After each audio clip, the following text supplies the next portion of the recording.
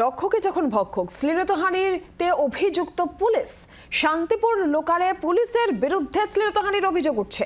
অভিযুক্ত পুলিশ কর্মীর বিরুদ্ধে দমদম জিআরপিতে অভিযোগও দায়ের হয়েছে। কলকাতা পুলিশের হোমগার্ড দীপঙ্কর সেনের বিরুদ্ধে এই অভিযোগ। মামলা রুজু করেছে এবং তদন্ত শুরু করেছে জিআরপি।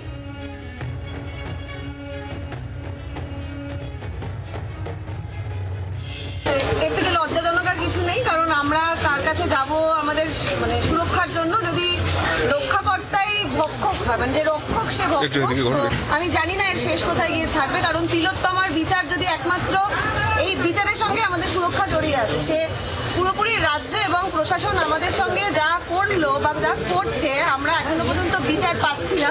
আমরা জানি না বিচার কবে পাবো, তবে শেষ দিন পর্যন্ত আমরা লড়ে যাব যাতে আর কোনো তিলোত্তমা বা অভয়া না হয়। আমাদের যদি দেশে কোনো আইন থাকতো বা আমাদের রাজ্যে বা আমাদের কি বলবো, এই যে আমরা যে দিনের পর দিন মলেস্ট হচ্ছি বা কোনো রকম রেপ হচ্ছে, এই সমস্ততে যদি কোনো আইন থাকতো, তাহলে একজনকে যদি শাস্তি দেওয়া হতো, পরের বার সে ভয়তে করতো না। সে কোনো শাস্তি নেই তো আর করবে না। 7টা 4 শান্তিপুর লোকালে একটি 26-22 বছরের একটি মেয়ে, তিনি ট্রেনে উঠে বিধাননগর থেকে, আর যেই লোকটা এই ঘটনাটা ঘটায় তিনি পুলিশেই আছেন, রাজ্য পুলিশে উনি কাজ করেন।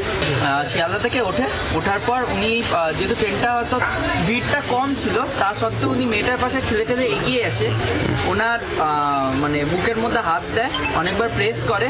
তারপরে যার সাথে এই ঘটনাটা ঘটে সে ট্রেন থেকে নেমে এসে লোকটাকে ধরার পর আমরা এগিয়ে যাই, এবং তখন একদমই লোকটা ডিনাই করে যে না, আমি কিছু করিনি। যখন আমরা ওনাকে ফোর্স করি, তখন উনি বললেন যে না, হয়তো ওনার ভুল করে হয়তো লেগে যেতে পারে।